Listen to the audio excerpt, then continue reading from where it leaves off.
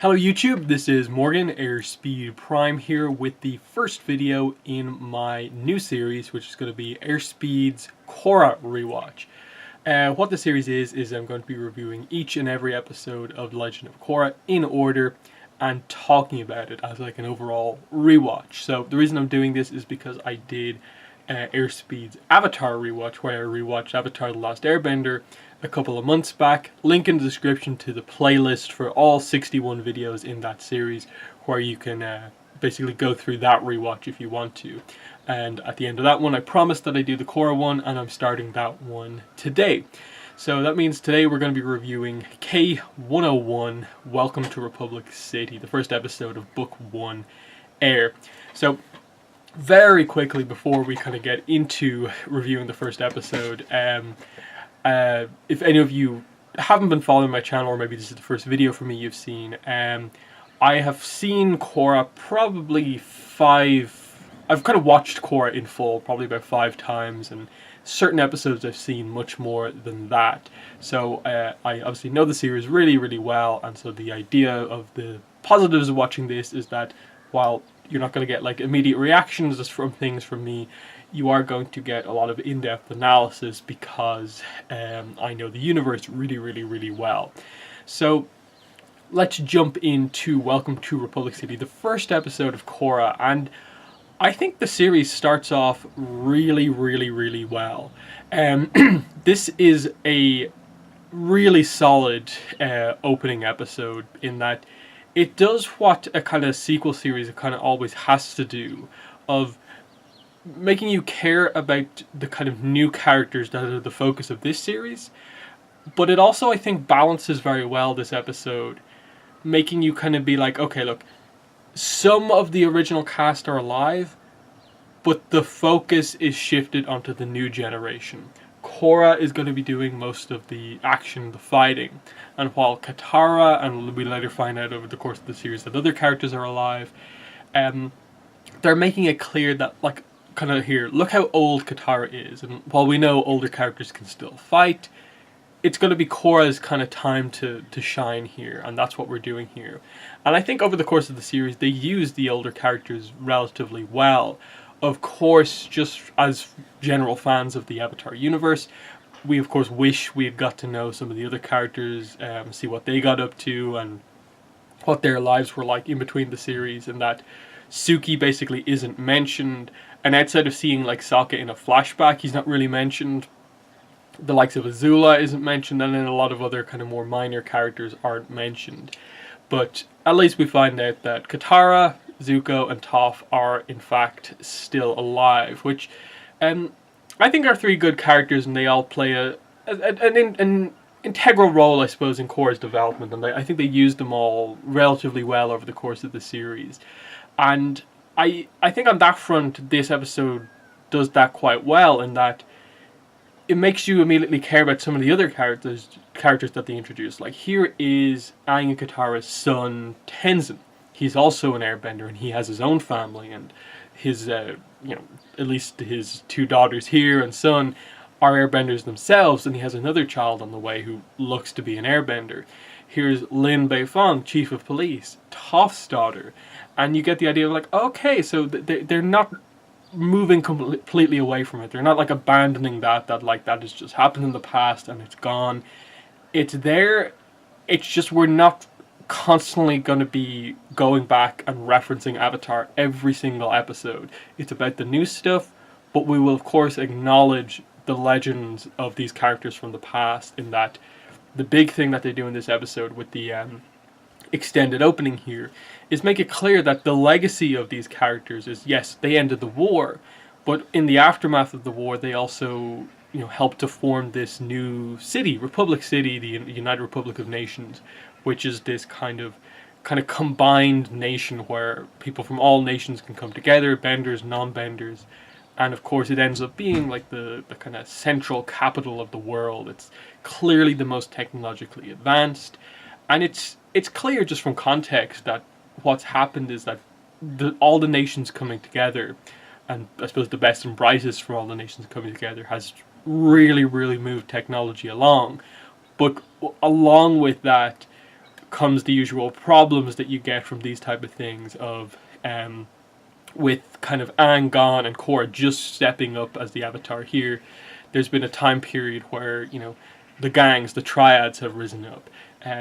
Anti-bender sentiment from non-benders has kind of risen up, and the kind of utopia in a way that people think Republic City is kind of beginning to fade away, and it's becoming a place where there are problems, and Korra coming into play at this point in time, this is where she's kind of needed to help deal with some of these issues. And on that sense, that's where the series actually works quite well, because of course they're tackling the formation of Republic City, how we get there specifically in the comics. They're kind of slowly, in some comics more so than others, getting to that point. Like the first comic, The Promise, gives you the basic idea of okay, it starts off mainly with fire and Earth Kingdom stuff in the immediate aftermath of the war, because the Fire Nation colonies is basically what we're moving on from here. The more recent comic, North and South, is sort of moving the Water Tribe into play, and of course where we are in the comics right now, we still don't have a lot of airbenders, so Aang basically represents the airbenders and he's on board with it. So you see where it's coming. They just have to make the final move towards actually committing to, like, okay, we're going to move Yudao from being just Yudao, this place that's fire and Earth Kingdom, to actually being all four nations. We're going to call it Republic City and introduce this new system of government and so on. So world building wise, I think Republic City is really, really cool, because it gives you this really cool central playground that's very different than anywhere we've had in Avatar up to now, and allows you to really kind of go anywhere you want, basically, because you can do all this technological stuff. It's a much more kind of more modern city than we're used to, so you can do different things, and it works well as the main location for this series in particular because of the type of character that Korra is. That we find out that she doesn't travel the world like the usual Avatar is meant to. Even Aang, even though his I suppose journey to becoming an Avatar was different than most Avatars, in that he had to go on this journey with his friends and basically just like forced it to happen very quickly. But Korra, despite knowing she's been the Avatar since she was like 4 or 5, has always just trained in the Southern Water Tribe. That they specifically have changed the way the training of the Avatar works for her.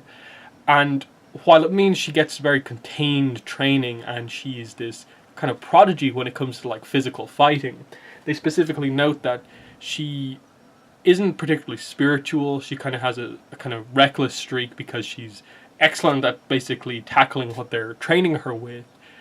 But it becomes clear over the course of this episode that the big thing she's lacking, in a way, is that because she didn't travel the world, she's not familiar with the other kind of cultures, what the world is like outside of her kind of Avatar training sphere. And because of that, she doesn't have the, I suppose, street smarts that some of the other characters do. And so you see that when she, just like us as the audience, is discovering Republic City, and she in a way like kind of makes these mistakes, but mistakes that kind of make sense if she's only used to this kind of, you know, Southern Water Tribe kind of culture, and has only ever been used to, like, I'm the Avatar, I'm kind of like a celebrity, people look after me. What do I do when I suddenly have to look after myself in this city where it's you know, you have to be successful to kind of thrive here. So all that stuff, I think, works together to making, I suppose, Korra and the world that we're now in just be this very interesting dynamic, because, you know, she is the opposite of Aang in so many ways. She is a master of the elements that Aang had to learn. The one that she has to learn next is the one that Aang was already a master of. And while she has a more clear path to a teacher, in that immediately just Aang's son is going to train Korra in airbending, but just the problem of, like, him having this very important role in Republic City, he can't come down to the south to train her. And the plan from the people kind of organizing her training is to just postpone it until Tenzin is free. obviously it doesn't sit well with Korra because she's sort of impatient at this point in time.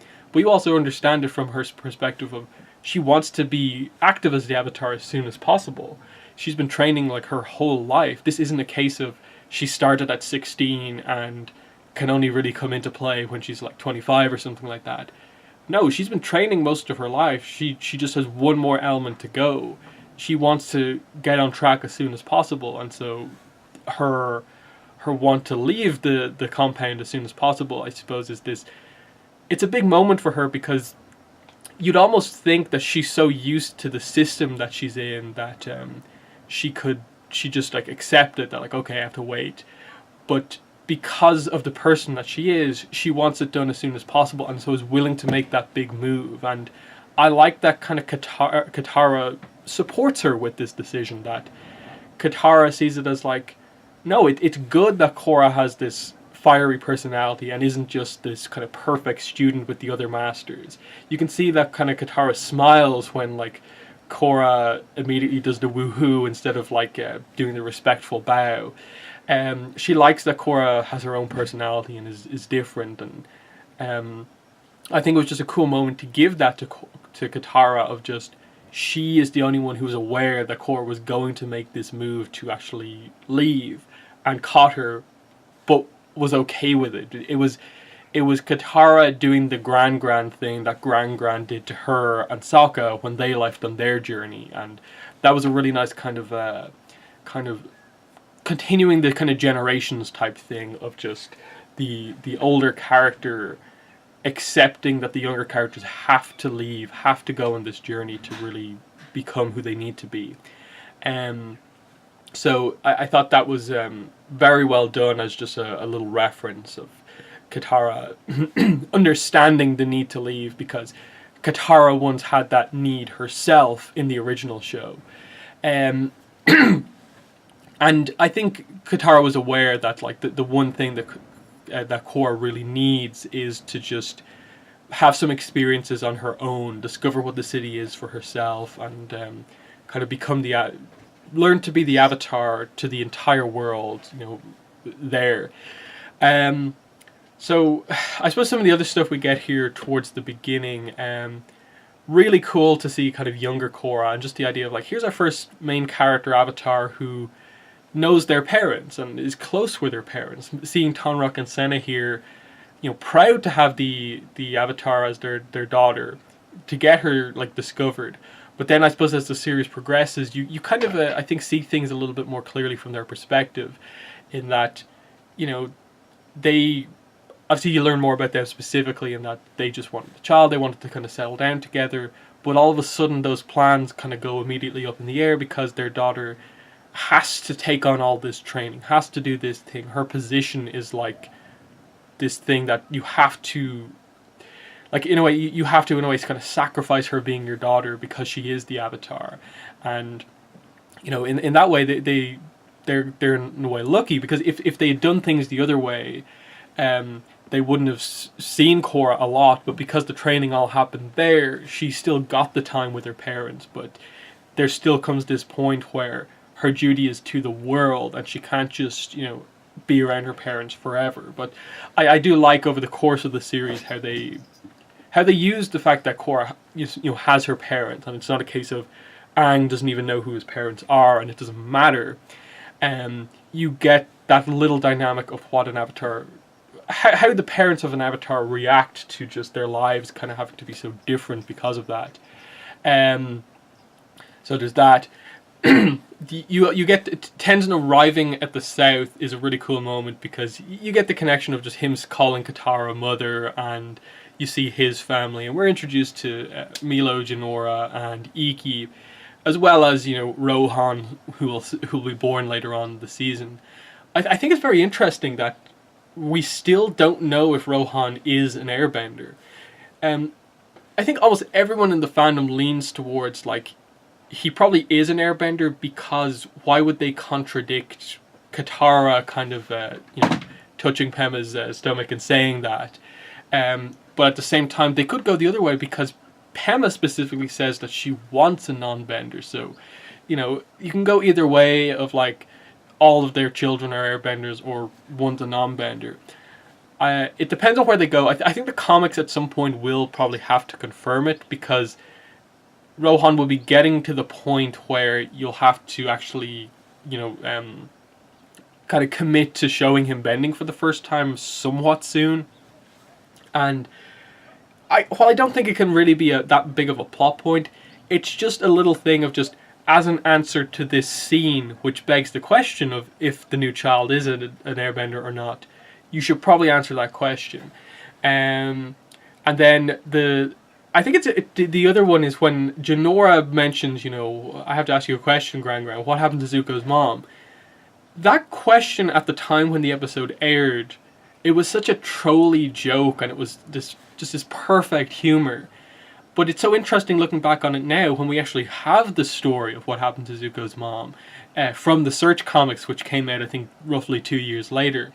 In that it's still, I think, a good joke, just because the idea is that in the premiere of your follow-up show to Avatar: The Last Airbender, which you ended the last Avatar: The Last Airbender with Zuko asking, where's my mother? You make the joke of like, yeah, we didn't tell you this story. We've kind of skipped past it now, but people still want to know. It's a very fandom in joke, and so it's somewhat fitting that we, in the Search comic, in a couple of years later, got the answer. And it's an exciting tale. It actually very much is, because like it involves spirits. It's a really good book for Azula, Ursa, and so on. If you haven't read The Search, read it. If you're not aware that Zuko's mother, the details on that is out, definitely check out that book. It is really, really good. It's definitely one of the best comics. It's probably my favorite one. And then, you get the personality, I think, of all of the Air kids to a degree in this first episode. Jinora is more book smart, kind of knows about the history of things. Iki's the kind of chatterbox, speaks super quickly and is very kind of peppy. And then Milo's kind of the oddball, kind of weird, kind of younger brother who like chews on Tenzin's forehead and says weird things. It's a fun dynamic, and I just like. I think Tenzin is a very, very, very good character, because over the course of this episode, he gets a little bit of an arc here, in that he's very much like, okay, I can't train you right now. I have an important role in the city. And he's kind of taking it all on himself. As he later says to Korra towards the end of the episode, that I felt like I could kind of do everything in my father's place when I realized that, you are his legacy. The Avatars needed that. A lot of this stuff popped up in the city since Aang died. And in a way, the Avatar returning to the city could be the thing to turn it back. That the world needs its Avatar again. Just... even if you can't immediately solve anything, just you being here might change something. And I like that Tenzin as a character could realize that and accept that he can't just do it on his own, because I think that's a lot of his arc over the course of like the entire series, is realizing that even though he's technically a master at this point and is an older character within the series, he still has learning to do himself. Like you see his arcs over the course of the series is like how to be a good teacher and mentor to Korra, both in terms of her airbending, but also just as a person, and to be that support for Korra, but also realizing that he in a way can't be her spiritual guide, because he himself lacks the spiritual connection that other characters have. Getting a better connection with his family, who maybe he's hasn't had as much time with of late, with his role in the city. You see him develop with them. When his siblings are introduced, you see him resolve kind of those issues, and just you see with the Korra Tenzin relationship over the course of the series, and it starts here. They both begin this kind of path of kind of learning from each other. Even though Tenzin is going to directly train Korra in airbending, there's still a lot that Tenzin can learn from kind of having someone like Korra around, and I think they do that so well over the course of the series. I think it's probably the highlight relationship from the entire run of Legend of Korra, how they do this kind of master-student dynamic, in that come the end of the series, it's more of just yes, Tenzin will always be Korra's mentor, but it's more of just their like peers, that Tenzin respects Korra's view on things just as much as she respects his, even though she's still very young. And I think they do that quite well, and it coincides as well with Korra's kind of development as a character, because we of course see here that she doesn't know really how to interact in a city. She doesn't really aware that you need money, that you shouldn't fish in like public parks. Sort of says the wrong things when she talks to like the anti-bender kind of protester guy, and isn't aware of like the triad, the gang problems in a big city like this. You see her encounter all of these problems, and you think she kind of just dismisses them, just like, oh yeah, I took out those guys. I see that there's this in the city. But I like, come the end, the thing that I think really convinces Tenzin to let her stay is that she points out to him that, like, I've been around the city today. There's problems, that she can see that even though maybe she didn't handle them the best, that there are problems, that she is needed in the city, and the only way to learn is by actually doing it. Because it kind of begs you to ask the question, what was the plan for Korra? In that, like, how long were they willing to wait for Tenzin to train her? When were they planning to actually like announce Korra as the Avatar to the world and have her actually play a role in things? If she hadn't escaped here, when would she have? And this is what they kind of play with. They bring it up in book 2 later on, and a little bit in book 3 of just her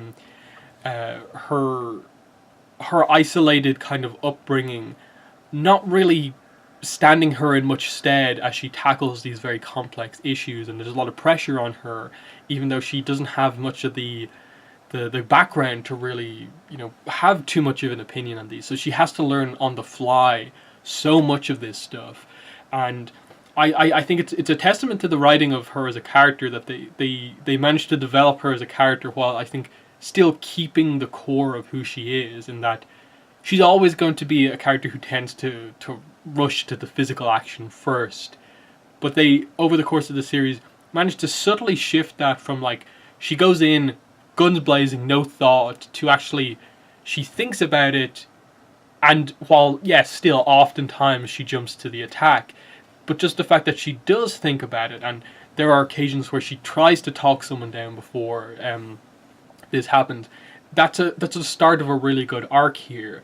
And you see that she's very, very kind of new. There's a lot of development still to go because she just doesn't know so much stuff, but there's a core here of just that she wants to do good, that it's her lifelong ambition because it's been her life, that she is the Avatar. This is different than Aang, this is different than Roku or any of the other Avatars, where Aang found out when he was 12, Roku and the others found out when they were 16.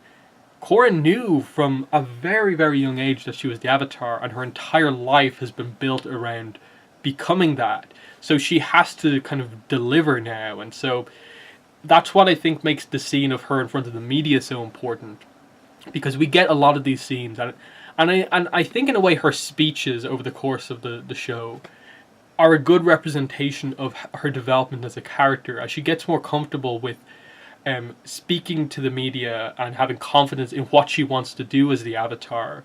That's where I think her development really shows through, because she's here in the city and wants to be the Avatar, but she has no plan of attack. She doesn't really know what to do. She's sort of aimless beyond just the general idea of, I'm here in the middle of the action.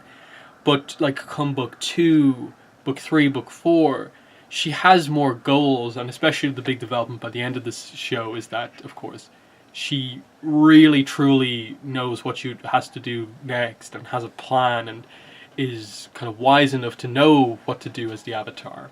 But I also would praise the first episode for not going overboard with the characters. Like it for the most part, this is just Korra and Tenzin, like the episode, with a little bit of Lin and a little bit of some other side characters. But like they don't introduce the brothers yet. They don't introduce Asami yet. They touch on the villain right at the end, but that's about it. And I think it allows you to know Korra very well, I think, just by the end of the first episode, of just who she is. And As for like the action of the episode, you have her firebending test and her fight with the triads primarily, but and a couple of chase scenes as well. And I think it's all very good in that Korra is clearly meant to represent this idea of like she's got the perfect training from masters of the style, the traditional styles of bending. But here she is in this city, which is on the forefront of advancement, and the style of bending in the city, the way fights take place in the city are a lot quicker. And while her power level is still very high and she can take out most benders, she has to make this adjustment in her style of bending to adapt to kind of more modern styles of fighting. And it's obviously somewhat of a controversy with the series that it moves things maybe a little bit too far towards that. But I think come the end of the series, they do just enough to, I think, keep it in a way where like it's still powerful bending. It's just they're focusing more on kind of quick combat here because they're in the middle of a city. They, you know, a lot of characters I think are a little bit more aware of kind of collateral damage, of how much damage they'll do around the place. And that's a good example in this fight where like Korra owns the triple threats here, but she's completely not thinking about the greater picture of what she's doing, in that while yes, she is saving this guy from being attacked by the triads, but she does it by basically damaging the surrounding areas in a bigger way than anything that the triple threats would have done in the first place. And there's a way where like she could have taken them out without causing extra damage, in that she didn't have to throw ping through a window. She didn't have to, you know, hunt the car down and smash it into a wall. Just let them go. They probably won't come back here because you've scared them so much. You know, things like that. And it obviously leads to the scene where with Lin, it speaks to this interesting point of just she's the Avatar, but she's not getting much of the respect as the Avatar. Whereas Aang, of course, never got respect from the Fire Nation, but almost everyone on the good side of things always treated him with respect as the Avatar and helped him. Here it's different in that most characters who kind of meet Korra are kind of like, I don't really care about you until you really prove yourself to me as such. And Lane, I suppose, is the biggest example of that, because she doesn't care about like, oh, you're the Avatar, you damaged my city, it is my role as chief of police to enforce the law, you did something wrong, you have to be punished for it. And it's only Tenzin coming in that gets her out of the mess. But, you know, come the end of the episode, Korra is going to train with Tenzin. She's in the city, she's announced to the full city, and it seems like it's all going to go well, but of course the big development is going to be that her airbending training is not going to go as smoothly as you think. Final point is just Amon. At the end, we see that he is going to accelerate his plans because the Avatar has arrived kind of sooner than he expected. Really, really cool continuity note. If you look at the background of the scene where Amon talks, you can see mecha tanks on the wall, kind of posters, kind of blueprints for them. It's one of the coolest, I think, continuity moments from all of Korra, in that we see mecha tanks kind of before, so many episodes before they actually appear. So I'll just put up a screenshot there of that image so you can see what I'm talking about.